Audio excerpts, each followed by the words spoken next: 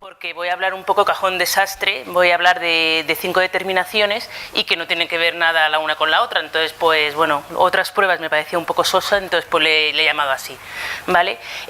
Algunas de ellas la hemos elegido porque, bueno, porque ahora son muy novedosas y me parece interesante que la conozcáis, y otras porque, bueno, pues como el seminograma, pues también es interesante que se sepa un poco interpretar. Entonces, pues bueno, voy a dar pinceladas breves de 5, ¿vale? Hablar de la calprotectina, que es un marcador que está muy de moda ahora para el diagnóstico y el seguimiento de la enfermedad inflamatoria intestinal. El programa de prevención de cáncer colorectal que la ha puesto ahora el SESCAN desde junio, entonces es algo muy novedoso, y como la gente todavía no lo conoce muy bien y va mucho a las oficinas de farmacia, pues me parecía interesante que supierais de qué va y cómo se coge la muestra, porque nosotros hacemos el screening. El ProBNP también es una determinación que también está ahora muy de actualidad, porque es un diagnóstico en la insuficiencia cardíaca. Y luego ya tenemos el seminograma, que es el estudio del semen en pacientes con en hombres con esterilidad. Y por último, el estudio de las catecolaminas y sus metabolitos, que esto en teoría tenía que haberlo dicho la semana pasada, pero bueno, no tenía tiempo, entonces bueno, pues aquí voy a hablar también brevemente qué consiste. Bueno, pues la calprotectina. Antes de nada, pues la enfermedad inflamatoria intestinal son infecciones de la mucosa que se vuelve infecciones crónicas. Entonces, bueno, hay dos trastornos de etiología desconocida, que es la colitis ulcerosa y la enfermedad de Crohn. Estos trastornos se definen según criterios clínicos, radiológicos, endoscópicos y histológicos. Y ambas cursan de forma crónica, con dolor abdominal y diarrea, y con brotes de actividad inflamatoria y con periodos de remisión. Como veis, el dolor abdominal y la diarrea son síntomas que son muy pocos inespecíficos, que puede haber un montón de patologías que cursan con estos síntomas. Entonces, la importancia, pues ahora que va a tener la calprotectina. Y los brotes de actividad muchas veces son tan llamativos que tienen que ingresar el paciente en el. La colitis ulcerosa, la diferencia entre ambas es que afecta exclusivamente a la mucosa del colon, de ahí colitis, de extensión variable, generalmente de promedio distal y de forma continua. En cambio, la enfermedad de Crohn es un trastorno inflamatorio crónico que puede afectar a cualquier segmento del tracto gastrointestinal, desde la boca hasta el ano, ¿vale? Con carácter discontinuo, y se asocia a una respuesta inmune desmesurada. O sea, estos dos son patologías autoinmunes. Pues como he dicho, la diferencia entre una y otra es pues que la colitis ulcerosa afecta solamente a esta parte del colon, ¿vale? En cambio, la enfermedad de Crohn puede afectar desde la boca hasta todo esto, ¿vale? También se produce fístulas, necrosis, y es más complicada. Hay veces que en anatomía patológica no está claro si es colitis o enfermedad de Crohn, entonces se dice colitis indeterminada, ¿vale? Por lo tanto, la endoscopia sigue siendo el gold estándar en el diagnóstico. El gold estándar es la manera definitiva de diagnosticarlo. En la endoscopia, pues el médico ve que tiene una lesión en la mucosa, coge una biopsia, y es anatomía patológica la que al final va a decir si esta paciente tiene una enfermedad de Crohn o una colitis.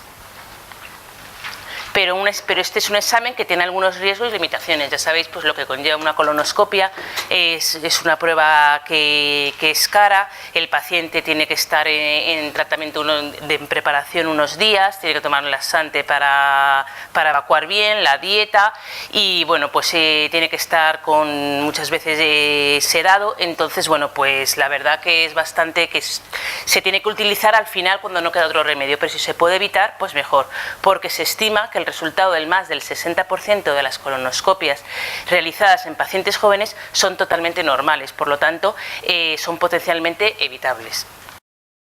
Por lo tanto, es necesario un biomarcador que permita a los médicos descartar con confianza que el paciente que viene con esos síntomas sean debidos a una enfermedad inflamatoria intestinal. La determinación de la calprotectina en heces, ¿vale?, se realiza en heces, no en sangre. Se está afianzando en los últimos años como este nuevo marcador útil de enfermedad inflamatoria. Es una proteína abundante, ampliamente distribuida en los leucocitos polimorfonucleares. y su función biológica no se conoce con exactitud, pero destaca su actividad protectora en procesos inflamatorios, infecciosos y proliferativos, en los que sus niveles plasmáticos se incrementan de 8 a 40 veces. Hemos dicho que estas enfermedades son inflamatorias y autoinmunes, por eso los polimorfonucleares van a las normales. Las heces no tienen por qué tener leucocitos, solo tiene leucocitos cuando es una inflamación y la barrera del intestino se altera, entonces van los leucocitos. Al haber los leucocitos, hemos dicho que la calprotectina es una enzima que está dentro de ellos, por lo tanto aumentaría esta concentración. Se mide en heces, como he dicho, siendo un marcador estable que refleja el grado de inflamación neutrofílica intestinal. A mayor inflamación, mayor cantidad de calprotectina tiene. Y la concentración fecal es mayor unas 6 veces a la plasmática, por eso se prefiere medir este parámetro en heces. Puede dar falsos positivos por ingesta de antiinflamatorios no esteroideos, inhibidores de la bomba de protones, en sangrado menstrual y en gastroenteritis aguda. Por lo tanto, la utilidad clínica de la calprotectina tiene dos principalmente, que he dicho: en el diagnóstico de enfermedades inflamatorias intestinales, diferenciar sobre todo una enfermedad inflamatoria intestinal de el síndrome de intestino irritable. El síndrome de intestino irritable también causa las mismas síntomas que la otra, pero esto no es nada orgánico, esto es algo funcional, tiene mucho carácter psicosomático y muchas veces es de los nervios. Entonces, claro, si llega una persona al médico con diarrea, directamente no le van a decir una colonoscopia. Pues si se le pide una calprotectina y la calprotectina es negativa, tiene un valor pronóstico negativo muy alto. Quiere decir que se puede descartar casi con un 98% de posibilidad que esta persona no tiene una inflamación intestinal, ¿vale? Eso es la importancia de la calprotectina. Por eso se ahorran las colonoscopias. Sobre todo es muy importante en los pacientes pediátricos. Si una colonoscopia es desagradable para una persona mayor, imaginaros un niño de 5 o 6 años. Por lo tanto, se utiliza mucho en personas mayores sobre todo, pero ahora en pediatría lo están utilizando un montón los pediatras. Con niños que tienen diarrea, le pide la calprotectina. Si la calprotectina es negativa, directamente no se le realiza ninguna colonoscopia, pero si es positiva, no nos está diciendo que lo tenga, ¿vale? Hemos dicho que el gold estándar es la colonoscopia. Por lo tanto, si es positivo, sí que tienen que hacer la colonoscopia, porque hay muchas patologías que aumentan la calprotectina, como por ejemplo el cáncer de colon, los pólipos y medicamentos lo alteran, como hemos visto. Por lo tanto, si es negativo podemos descartarlo, si es positivo hay que hacerlo. Y luego también está en el tratamiento de la enfermedad inflamatoria intestinal. O sea, una vez es el diagnóstico, pero ya también si una persona está diagnosticada de una enfermedad inflamatoria intestinal, con la calprotectina se puede ver la valoración de la actividad inflamatoria intestinal, como está en ese momento. Hemos dicho que a mayor inflamación, mayor calprotectina y mayor concentración de calprotectina. La monitorización del tratamiento, vemos que si va bien y ese tratamiento va bien a la paciente, pues va a disminuir mucho la calprotectina. Esto es muy útil para los de digestivo. Identificación de la curación mucosa. Si al final se cura la mucosa por el tratamiento, es impermeable, no hay leucocitos, entonces saldría negativa la calprotectina. Y sobre todo para predicción de recidivas. Hemos dicho que es una patología que cursa con recidivas. Entonces, en algunos artículos se ha visto que la calprotectina ya empieza a aumentar antes que el paciente tenga sintomatología de recidiva. Aquí tengo el ejemplo de una chica de 41 años que lleva 7 días con diarrea, pero una diarrea de 6 a 7 deposiciones al día, con lo que al final ingresa en el hospital para un tratamiento, para estudiarla. Entonces le realizan la calprotectina en heces. Vemos, no sé si lo veis, que es 1915 y los valores de referencia es inferior de 50. Pone ahí 50, pero entre 50 y 100, ¿vale? Por lo tanto, le realizan una colonoscopia y efectivamente en anatomía patológica dicen que esta paciente tiene un síndrome de Crohn. A los 4 meses le hacen el tratamiento y la misma persona, en 4 meses, vemos cómo la calprotectina ya está en 69. Hemos visto cómo en la primera la calprotectina está de diagnóstico y luego en la segunda está de marcador, que está, aunque está todavía ligeramente patológica, pero vamos, de 1100 a 69 vemos que el tratamiento le está funcionando muy bien, ¿vale? Y esto solo ha sido en 4 meses. Así como curiosidad, bueno, el tratamiento de la enfermedad inflamatoria, cuando tiene el brote, para el brote se utilizan los corticoides, pero luego ya para mantener ya la remisión y la cura de la mucosa se utiliza la cetoprina, que todos lo conoceréis, que es el Inmurel, ¿vale? Como al ser farmacéuticos me parecía original, así curioso comentarlo. Bueno, el Inmurel, además de tratarse aquí, se trata también en otras patologías, como en dermatología. Entonces, este Inmurel se metaboliza en el hígado por la teopurina metiltransferasa. Esta es una enzima que está sujeta al polimorfismo. Por eso se necesita, siempre que un paciente le pongan Inmurel, siempre tiene que pedirnos la actividad al laboratorio para verlo, ¿vale? Porque si no puede indicar, puede producir mielosupresión. Por lo tanto, a mayor actividad, pues mayor dosis, ¿vale? Esta paciente tiene 20, por lo tanto, aquí está entre 20 de actividad, pues sería 2,5 miligramos al día, ¿vale? Bueno, ahora vamos a hablar de otro tema, que es el programa de prevención de cáncer colorectal. Este se empezó como piloto en Guadalajara, Toledo y Cuenca el año pasado. Y ya este año, desde junio, se ha implementado ya en toda Castilla-La Mancha y en Ciudad Real también. Entonces, el cáncer colorectal constituye el tumor más frecuente en el mundo occidental y la segunda causa de muerte por cáncer. Sin embargo, el cáncer colorectal es una enfermedad prevenible, como todos los cánceres, y se coge a tiempo.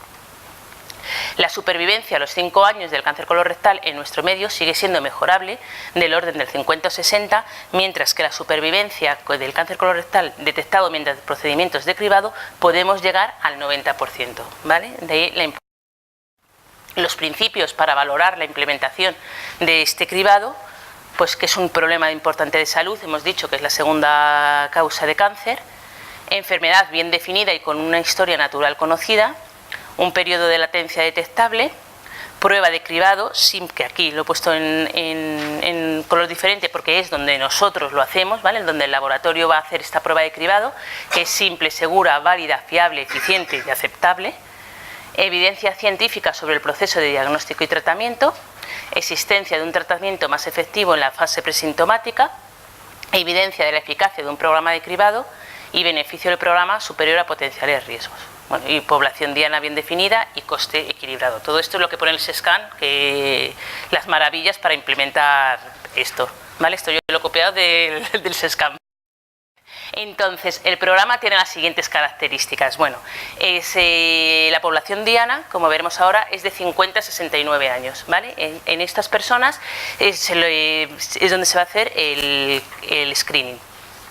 Como nosotros acabamos de empezar ahora, y claro, tenemos una población muy grande de 50 a 69 personas, de 50 a 69 años, pues ahora vamos a empezar gradualmente. Y entonces están dando la carta a las personas que tienen 65 a 69. Luego se irá ya hasta que llegue un momento 50, pero ahora este año vamos a empezar con las personas mayores. Llega una carta del SESCAN y allí les invitan que si quieren participar en el programa de cáncer colorectal. Si quieren, pues van directamente con esa carta a su médico de cabecera y directamente no hace falta ni que el médico le vea, es la enfermera, le crea una petición de laboratorio, le da un frasquito, que ahora lo veréis, para recoger la muestra y directamente nos lo mandan a nosotros, al laboratorio. Entonces nosotros realizamos, somos el primer escalón, un cribado con una prueba de detección de sangre oculta en heces, o sea, vamos a medir la sangre oculta en heces, ¿vale? Con un test inmunoquímico cuantitativo. Luego, si da negativo, pues no pasa nada. A los 2 años, esa misma persona, pues se le realizará otra vez el test. Si diera positivo, pues el SESCAN se pone en contacto con esa persona y le invita, si quiere, a hacerse una colonoscopia, sin o con sedación, para confirmar ese falso positivo, no es un falso, ese positivo que puede ser pues debido a un cáncer, como veremos, o otro tipo de cosas. La población diana hemos dicho que es de 50 a 69 Implicación de la atención primaria, ellos son los que nos van a dar les van a dar el test y los que nos van a hacer la petición, y sobre todo la atención especializada. O sea, la atención especializada va en esto, aquí va a intervenir laboratorio, nosotros haciendo el screening, digestivo haciendo la colonoscopia, de anatomía patológica cogiendo la lesión y haciendo ellos para ver si tiene el cáncer. O sea, al final somos los tres que con primaria. Y una adecuación de los recursos necesarios. Antes esta técnica de sangre oculta de heces, que lo hacíamos a la gente que tenía clínica, los de digestivo, por anemia y eso, lo hacíamos a mano y era semicuantitativa. Ahora pues nos han puesto un aparato muy tecnológico y ya pues cuantitativo y estupendamente. Entonces, bueno, pues un desarrollo de una plataforma informática también que permita el seguimiento, la evaluación y la trazabilidad de todos los procesos que se han definido en el programa. Bueno, aquí he puesto un resumen de lo que he dicho. Es eso, de 50 a 69 años, nosotros le realizamos la TSOH y nosotros actuamos aquí, y si es positivo directamente la colonoscopia, y si es negativo y si no quiere hacérselo, pues nada, no, porque hay personas que no querrán hacerse la colonoscopia, pues nada. Y hay veces que salen inválidos, que ahora explicaré por qué pueden salir inválidos y hay que repetir la muestra. Son consideradas exclusiones definitivas, no todo el mundo puede hacer el screening. Por ejemplo, los que ya están diagnosticados, pues vamos, no hacen el screening porque ya están diagnosticados de cáncer. Los que tienen colectomía tampoco, incapacidad físico-mental, los que ya han hecho una colonoscopia hace poco porque tenían antecedentes familiares de cáncer de colon y ya se lo habían hecho, y si es negativo, pues directamente ya no hace falta que se lo hagamos nosotros. O una colonoscopia por seguimiento de enfermedad digestiva. Por ejemplo, alguien que sospechara de una enfermedad inflamatoria intestinal, lo que he explicado antes, le hacen una colonoscopia para ver si tiene o no tiene, pues directamente, si ahí se ha visto que no tiene ningún cáncer, pues directamente no hace falta que lo siga así. Luego, dentro de 2 años, sí, claro. Cambio de comunidad autónoma y fuera de intervalo de la población diana, ¿vale? Hemos dicho la población diana de 50 a 60. Este es el críptico que dan en primaria, ¿vale? Cuando la enfermera hace la petición y nos lo mandan a nosotros, pues le dan este papel porque son ellos los que tienen que recoger la muestra, y ahí es el problema, que no lo recogen bien. Entonces, bueno, sobre todo, lo primero es no realizar la prueba si se presenta hemorroides sangrantes, ¿vale? Eso es porque si no va a dar positivo. También me han comentado, José Luis, que si hay medicamentos que lo pueda alterar. En teoría no hay ningún medicamento. Los pacientes que están tomando Sintrón, si tienen un Sintrón regulado con un INR normal, no tiene por qué. Claro, si lo tiene disparado y lo tiene súper elevado, pues sí. Pero si lo tiene normal y los de Adiro, no, porque si no nos lo dirían, y vamos, y yo he hecho análisis a esas personas que te están tomando eso y siempre ha dado negativo, o sea que no tiene que dar. Entonces, esto es en qué consiste la cosa. Bueno, esto es un poco escatológico, espero perdonadme, pero es que quiero que quede bien claro. Bueno, esto es el tubito que le dan, ¿vale?, al paciente. Entonces, le cogen, entonces se desenrosca, y esto es lo que tiene que utilizar. Entonces, bien, lo hace en una urinal, en una cuña o en el váter directamente al revés, porque así queda así y no hace falta que... Y entonces, pues directamente se pica 6 veces en diferentes y ya está. Pero sobre todo lo que quiero que quede claro y que digáis vosotros si ven en la farmacia es que por favor no hagan efecto cuchara. O sea, con que solo esté así impregnado y esté manchado es suficiente, porque la gente piensa que esto no es suficiente y lo carga y sale eso, que es una guarrería, que es que lo tenéis que ver, y claro, se concentra y salen positivos, salen falsos positivos, porque es que están concentrando las heces. Entonces, la gente, por favor, es que es muy claro, por eso lo quería explicar, que no sea efecto cuchara, que de verdad, que con solo el palito impregnado así es suficiente, porque dan falsos positivos, y hay veces que es tan descarado y que se sale todo, que ya directamente le ponemos inválido. Entonces, que lo repita otra vez porque eso es imposible. O sea, que esto que quede claro, ¿vale? Entonces después se agita y se pone en una bolsa así muy mona verde y nos lo mandan a nosotros y ya está. Entonces, el resultado ha sido positivo, se le comunicará, como he dicho antes, que se han encontrado indicios de sangre en las heces y se le dará una cita para su médico de familia para continuar con el procedimiento.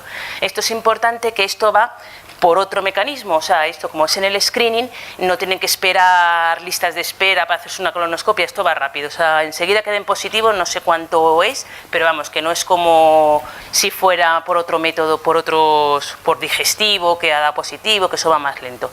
Entonces, lo que quiero quedar claro, que esto si das positivo hasta que te hacen la colonoscopia y te dan el resultado, quiero que quede claro que 3 de cada 10 personas no van a tener patología, ¿vale? Para que no se asuste la gente. 6 de cada 10 personas va a tener algún tipo de pólipo, porque el pólipo pues puede ser benigno, pero da sangre oculta. Y solo de cada una de 10 personas puede tener cáncer, pero el tratamiento será precoz, ¿vale? Esto que quede claro que no porque sea positivo ya el señor va a tener el cáncer de colorectal, ¿vale? Esto es un ejemplo, pues eso, de uno de atención primaria, lo mandan, pues eso, criba especial de neoplasia, pues da negativo, ¿vale? Se considera positivo a partir de 100, hasta 100 es negativo y a partir de 100 nanogramos mililitros es positivo. Y otro, pues queda 200 y este sería positivo y este es el que tendría que hacerse la colonoscopia si el paciente quiere. Vale, pues ahora ya otra cosa diferente que no tiene nada que ver, que es el ProBNP. Está muy de moda. Fue descrito en 1989 como un péptido liberado desde el corazón. Forma parte de un grupo de hormonas que se llaman los péptidos natriuréticos, que constituyen una parte importante del sistema vasodilatador, sobre todo a nivel renal, a nivel vascular y a nivel cardíaco. Son el efecto contrario del sistema angiotensina-aldosterona, que son un potente vasoconstrictor, pues esto es la parte que las hormonas que lo contrarrestan, ¿vale? Esta familia está formada por 4 hormonas peptídicas con una estructura en anillo común de 17 aminoácidos, son esto, así, ¿vale? Y son 4, pero las más importantes que son con actividad clínica son 2, que es el ANP, que es el péptido natriurético atrial, porque se sintetiza en la aurícula, ¿vale? Y luego está el BNP, que es el péptido natriurético cerebral, pero se sintetiza en el ventrículo, ¿vale? Ambos tienen capacidad para promover la natriuresis y la diuresis y actúa como vasodilatadores. Se sintetizan como propéptidos que se escinden en formas activas de ANP y BNP y el fragmento N-terminal. Bueno, aquí está el ejemplo del ProBNP, pero es igual con el ANP. En el cardiomiocito se sintetiza como un pre-ProBNP, ¿vale? Y luego ya en la circulación, cuando se libera, se extiende la circulación. Entonces está en la parte del ProBNP aminoterminal, ¿vale? Esto es así, pero yo directamente le digo ProBNP, pero sería así, ¿vale? Aminoterminal, ProBNP. Y luego el BNP. El que tiene actividad biológica es el BNP, ¿vale? Pero no se, bueno, en algunos hospitales sí que se determinan, pero sobre todo se prefiere determinar porque es más estable. Tiene una semivida de 70 minutos cuando el otro solo tiene de 20 minutos, ¿vale? Pero se puede cualquiera, el BNP o el ProBNP. Y se elimina en orina. La producción de los péptidos se debe principalmente al efecto de la tensión mecánica sobre los cardiomiocitos. Le llega mucha presión al corazón, le bombea la sangre, entonces se libera para vasodilatar y que no tenga esa presión, ¿vale? Es así como actúa. Por lo tanto, debido a que el BNP aumenta principalmente por el incremento de la tensión en la pared ventricular en respuesta a la presión y a la sobrecarga del volumen, se encuentran niveles elevados de BNP y ProBNP en pacientes con disfunción cardíaca, ¿vale? Igual pasa con la ANP, lo que pasa que la ANP es una hormona de respuesta rápida que también influye mucho ¿cómo se dice? Cuando te incorporas, al incorporarse el cambio postural le interfiere a la ANP. En cambio el BNP indica más alteraciones crónicas, por eso se utiliza más el BNP, pero se puede utilizar también en la otra hormona. La insuficiencia cardíaca es un síndrome clínico complejo que resulta de cualquier alteración estructural o funcional cardíaca que altera la capacidad de los ventrículos para el llenado y la eyección de sangre. Por lo tanto, el diagnóstico se basa en signos y síntomas clínicos, pero muchas veces se retrasa el diagnóstico porque los datos no son concluyentes, ¿vale? Hay veces que es difícil de diagnosticar. Entonces, las aplicaciones clínicas actuales del ProBNP como la calprotectina son tres casos. Primero, establecer el diagnóstico etiológico de la disnea en la puerta de urgencias. Hay pacientes que llegan con disnea y muchas veces los datos del electrocardiograma, de radiológicos y de laboratorio no son suficientes, no saben si este paciente ha llegado por una insuficiencia cardíaca no diagnosticada o por un EPOC. Entonces, si se le pide el ProBNP y el ProBNP es negativo, es igual que la calprotectina, tiene un valor pronóstico muy elevado de que ese paciente se descarte que tenga insuficiencia cardíaca, ¿vale? En cambio, si es positivo, pues ese paciente tiene que realizarse un ecocardiograma para ver qué patología tiene, porque no solo es específico de insuficiencia cardíaca. Nosotros aquí por ahora realizamos el ProBNP, pero en urgencias no está en el pool de urgencias. Por ahora no lo han pedido los médicos y lo pidieron algunos, pero tienen que hacer más fuerza. Entonces nosotros lo hacemos por rutina, ¿vale? A los de primaria o a los cardiólogos, pero no vía urgente. El seguimiento de la hospitalización también es un marcador pronóstico de alta hospitalaria. Si disminuye el ProBNP es que va bien también la medicación. Y sobre todo donde más se utiliza es en el control del proceso ambulatorio. Un paciente que llega al médico con una disnea que el médico no sabe bien, en lugar de mandarlo directamente al cardiólogo, si le pide la ProBNP, antes lo querían hacer, pero yo creo que se ha quedado, querían hacerlo ahí directamente en estos point of care, en los centros de salud directamente ahí, pero creo que no lo hacen. Entonces, si ese da positivo, pues ya ese sí que le pueden derivar directamente a hacer un ecocardiograma. En cambio, si es negativo, se puede descartar con toda probabilidad de que esta persona tenga una insuficiencia cardíaca, ¿vale? Es lo bueno de las dos, de la calprotectina y el ProBNP, su alto valor pronóstico negativo. ¿Causas extracardíacas de elevación? Pues en factores fisiológicos como la edad, se ha visto que a mayor edad mayor concentración de ProBNP hay. En el sexo las mujeres tienen más que los hombres y obesidad, cuanto más obeso menos concentración de ProBNP se tiene. También en ictus aumenta, en la disfunción renal hemos dicho que se elimina vía renal, por lo tanto si hay insuficiencia renal no lo puede eliminar bien y aumentaría. En hipertensión pulmonar también, en disfunción hepática, en quemaduras severas, en infecciones severas y sepsis, en anemia y en quimioterapia. Todo esto pues puede elevar, por eso si da positivo no podemos decir directamente tiene una insuficiencia cardíaca, no, hay que estudiarlo. Existen fármacos que también descienden los niveles de ProBNP, por eso si se quiere hacer, pues 3 o 4 días antes se tendrían que eliminar para hacer la determinación, porque si no, no pueden falsear los resultados, como los inhibidores de la ECA, los antagonistas de angiotensina 2 y la espironolactona y otros diuréticos. Aquí tenemos un ejemplo también de una paciente de 80 años que llega a consulta de cardiología con diagnóstico de disnea, no se sabe bien a qué se debe esa disnea, le pide un ProBNP y 1750, cuando lo normal es hasta 125, ¿vale? Por eso esta persona le harían el ecocardiograma para ver si es una insuficiencia cardíaca. Bueno, ahora vamos a hablar del seminograma. Nosotros en el laboratorio nos llegan dos tipos de estudio de semen, el de esterilidad, que es el que voy a explicar ahora, y también hay otro que es el control de la vasectomía. Una vez que un hombre se ha hecho la vasectomía para ver si la operación está bien, pues nos lo mandan a nosotros para ver si no tiene que tener ningún espermatozoide, que es lo normal que no tenga, ¿vale? Entonces, bueno, pues el seminograma. Según la OMS, la esterilidad no debe tratarse como un problema individual, sino que es un problema de pareja. Se entiende por estéril la pareja que tras 12 meses de relaciones sexuales sin métodos anticonceptivos no queda gestante. Pero hay que diferenciarlo de infértil, que es aquella pareja que presenta incapacidad para llevar a término las gestaciones. Se embarazan, pero abortan. Hoy día la situación más frecuente es de subfertilidad y se entiende como una probabilidad disminuida de conseguir un hijo vivo. Cuando se estudian las causas se puede encuadrar en 4 tipos: el factor femenino, el factor masculino, el mixto o que no se sabe la causa desconocida porque el hombre y la mujer están bien. Y el factor masculino en la actualidad oscila en cifras en torno al 35%, es debido al hombre. Por eso, en principio, como es lo más fácil, siempre se estudian a los dos, pero enseguida el primero es el hombre. Rápido.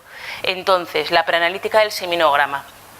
Bueno, hay que realizar bien esta analítica, porque si no los resultados dan muy malos y muy bajo, y entonces hay que cumplirlo bien. Primero, el análisis de semen correcto se debe realizar sobre una muestra de semen completa, ¿vale? La eyaculación se da, bueno, hay 3 órganos que realizan el semen, que es el testículo, la próstata y las glándulas seminales. Entonces, la primera parte es donde más espermatozoides se va a producir, que es en el testículo, y la próstata es donde van a actuar. Y la segunda parte son las glándulas seminales, y es donde va sobre todo a aumentar el volumen. Por eso se necesita las 2 partes, porque si la primera no se recoge, estamos disminuyendo concentración. En cambio, si se recoge más de la segunda, estamos aumentando la concentración. Conclusión, que si no se recoge todo, no sirve el estudio.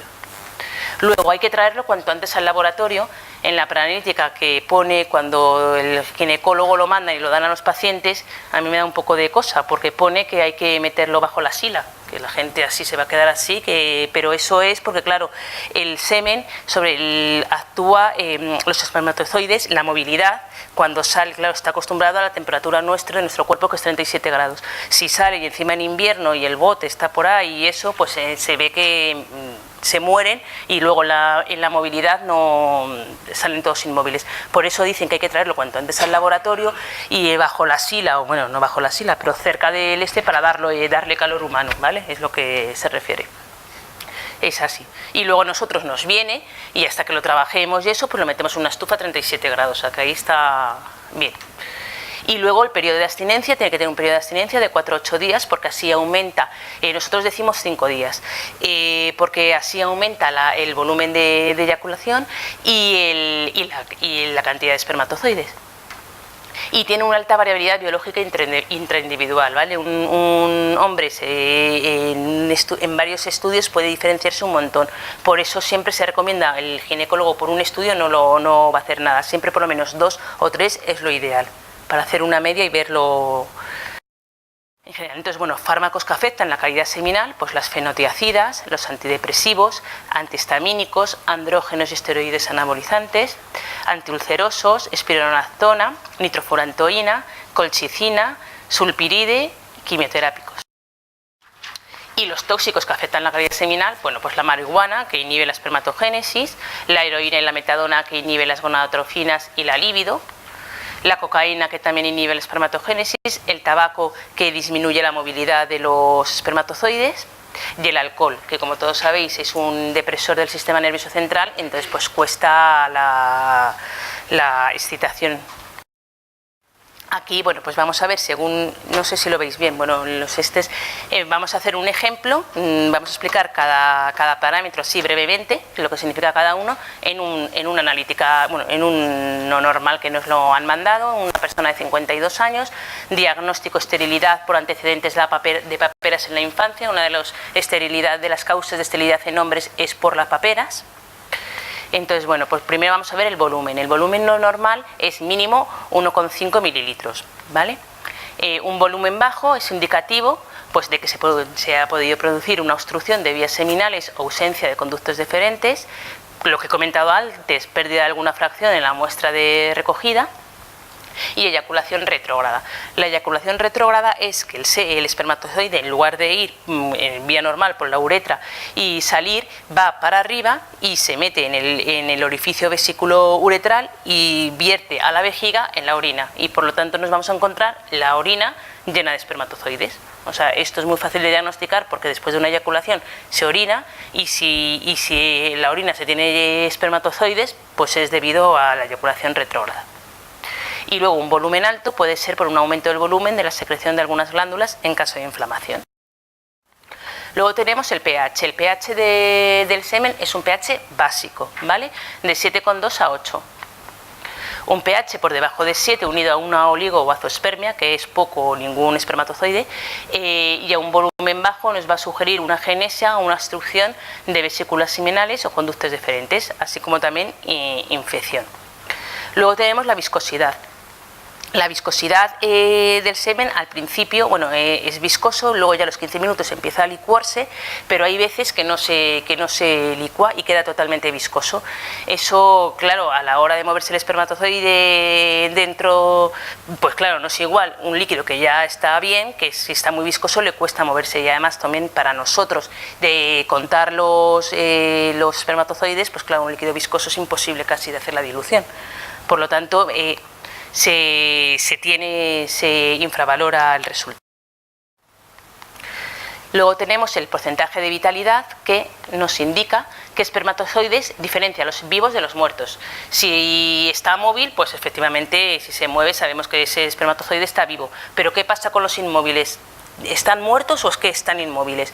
Pues para eso se utiliza la eosina, que es un colorante que si entra en la cabeza del espermatozoide es porque está muerto y ya está deteriorada y puede entrar perfectamente. Entonces nosotros nos encontramos la cabeza del espermatozoide rosita. En cambio, si está vivo pero está inmóvil, pues no entra y se quedaría sin teñir, ¿vale? Y luego está el número de espermatozoides, que nosotros hacemos una dilución, lo contamos en una cámara Neubauer, y vemos que está el número de espermatozoides por mililitro y luego está el número total de espermatozoides, que es lo que se hace es multiplicar por el volumen total de la muestra. Y luego está la movilidad, ¿vale?, que también es muy importante. La movilidad, ahí nos podemos encontrar espermatozoides inmóviles, espermatozoides con movilidad no progresiva, que son los que digo yo, estos que parecen que está bailando la sevillana, porque empiezan a dar vueltas, o sea, se mueven, pero así, entonces claro, eso y nada es lo mismo, ¿vale? Estos están así, no hacen nada. Entonces lo que le interesa sobre todo y cuenta es los espermatozoides con movilidad progresiva, ¿vale? Antes la OMS los diferenciaba entre movilidad rápida, que era que tú ves el microscopio y enseguida hacían y se iban del campo del objetivo. En cambio están también los de movilidad lenta, que van bien, lentitos, pero van bien. Entonces, bueno, ahora ya la OMS dice que no hace falta y directamente los engloba a los dos y solo es progresivos, no progresivos, inmóviles. Y luego está la morfología, que también es importante, aunque bueno, dicen que lo normal es que sea superior al 4%, entonces bueno, casi siempre se cumple. Esto, el espermatozoide está formado por cabeza, por el flagelo y por restos citoplasmáticos, ¿vale? Entonces, pues bueno, todos estos son las patologías del espermatozoide, que no voy a entrar ahora. Entonces, bueno, pues ya tenemos ya con todo esto explicado, bueno, decir que, claro, el seminograma hay que evaluarlo al completo, todo, porque claro, de nada nos sirve tener muchos espermatozoides si luego no se mueven, por lo tanto hay que hacerlo en un conjunto. Por ejemplo, bueno, pues empezamos en un volumen, tiene un volumen normal, un pH normal, una viscosidad normal, pero ya empezamos que tiene una vitalidad del 45%, ya está un poco baja.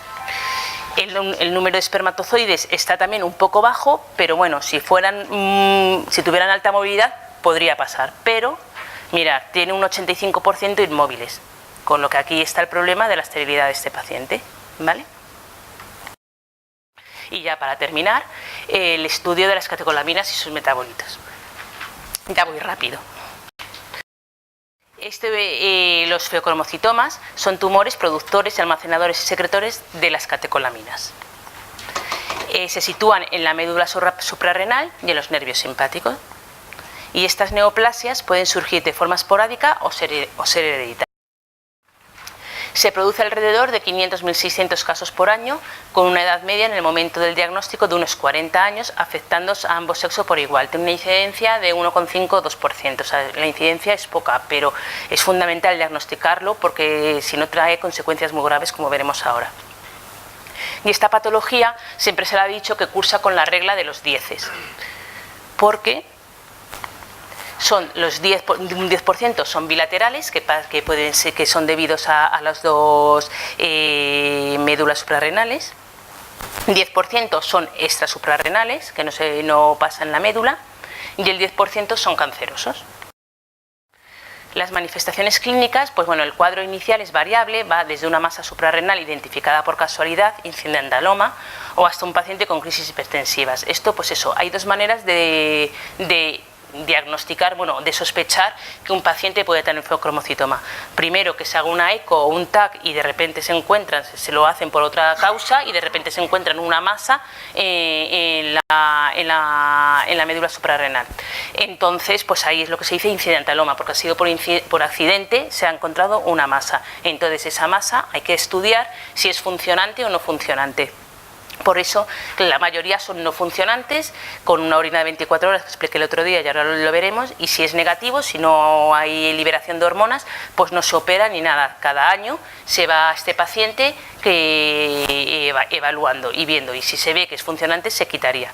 O también si hay pacientes que llegan a la consulta de nefrología para la hipertensión, unas cosas, la hipertensión de carácter desconocido, en el protocolo siempre dice que hay que descartar un feocromocitoma, por lo tanto siempre les mandan catecolaminas en orina para descartarlo.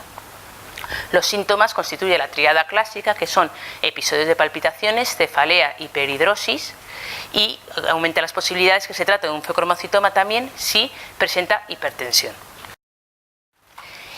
Claro, hemos dicho que están elevadas la adrenalina, la noradrenalina, o sea, las catecolaminas, por lo tanto nos vamos a encontrar un estado hiperadrenégico, paroxístico, que puede ser así de repente que te da y luego ya desaparece, o sostenido, que origina una insuficiencia cardíaca, un edema pulmonar, arritmias y una hemorragia intracraneal.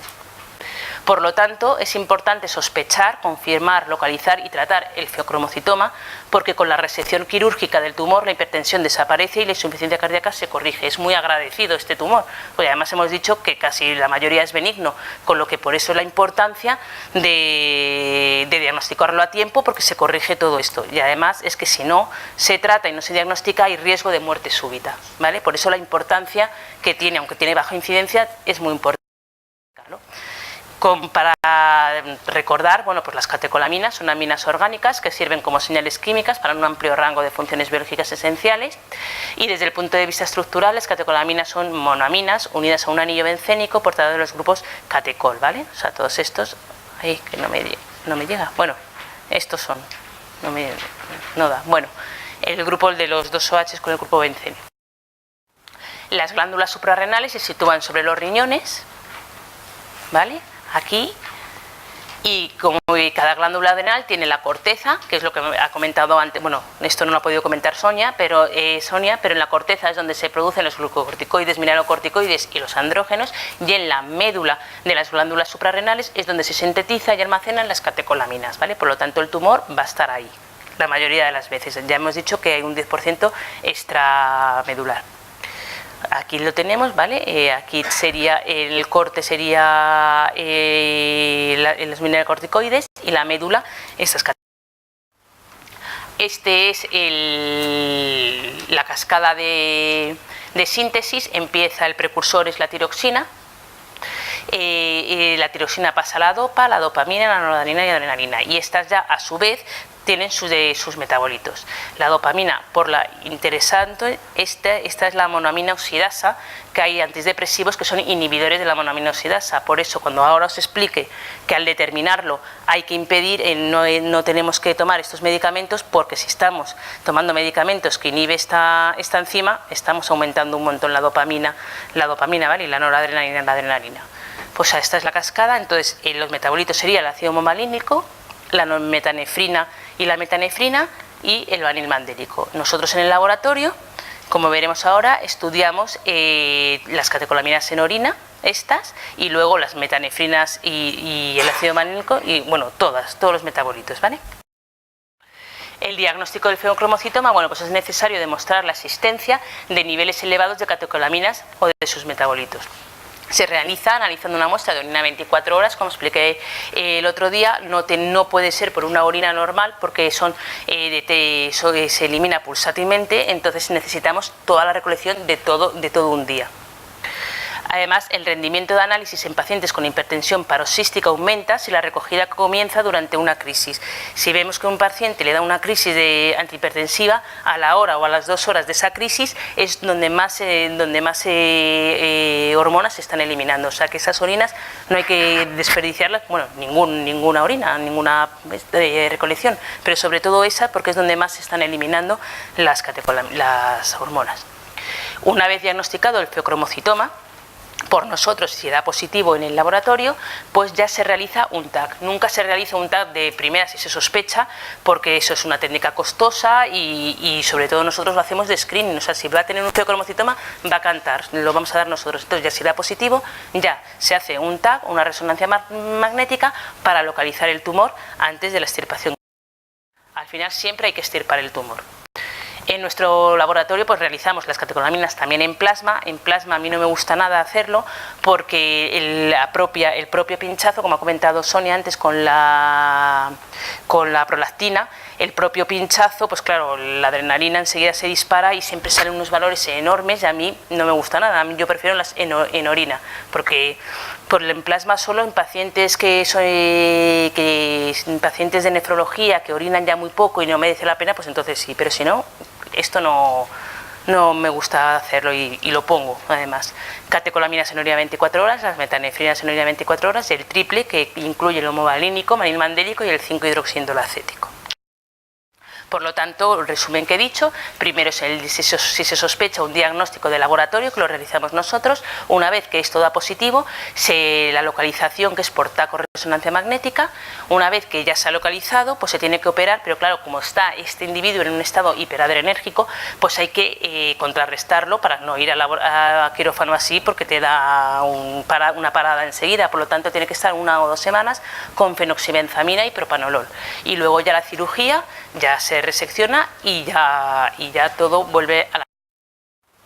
Las instrucciones previas a la toma de muestra, bueno, pues como he dicho antes, se debe realizar una dieta previa en estas determinaciones de 24-48 horas, porque hay medicamentos que interfieren y pueden dar falsos positivos, como café, té, chocolate, vainilla, verduras, hortalizas, plátanos y piña. Y luego los medicamentos que he dicho antes, pues antidepresivos tricíclicos, la fenoxibenzamina, alfagonistas, inhibidores de los IMAOs, simpático-miméticos, adrenalina, levodopa y carbidopa. Hay mucha gente con Parkinson que le están dando a la señora carbidopa y claro, después lo hago yo y me salen unos niveles de dopamina que claro, es debido a la carbidopa. Entonces, todas estas determinaciones se analizan por cromatografía líquida de alta resolución o HPLC. ¿Vale? Bueno, yo no he querido explicar nunca ninguna técnica, pero bueno, esta me parece curiosa porque no es el típico autoanalizador inmunoquímico.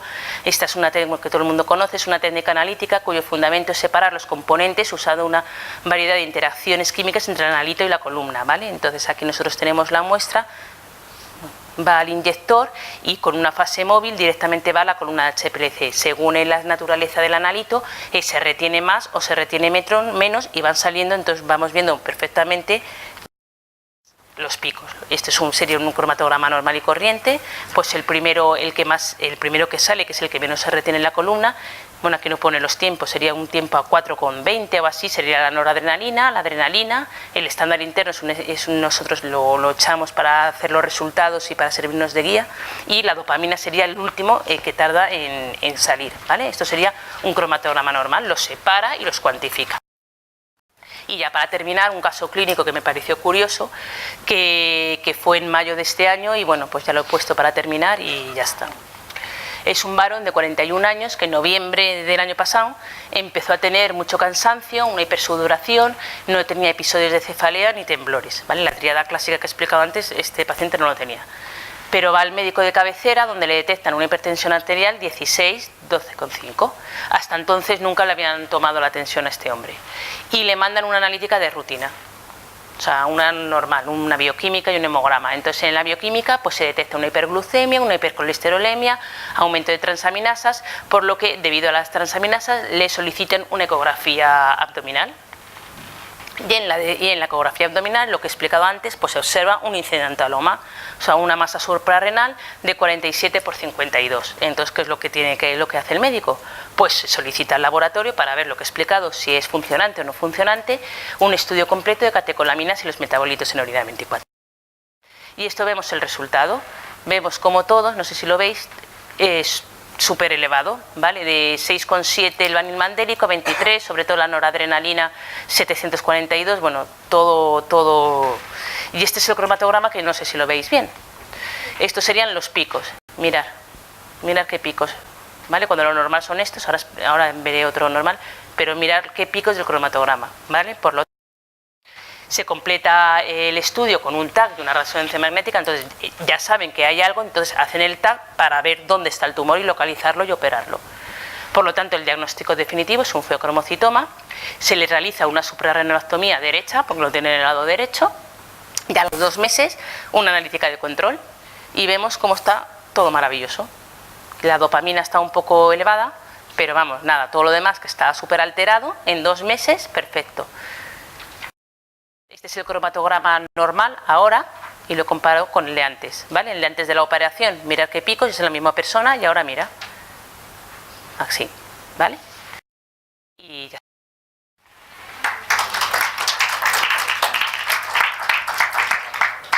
Preguntas. A estas horas ya no hay preguntas. ¿Es solo un envase?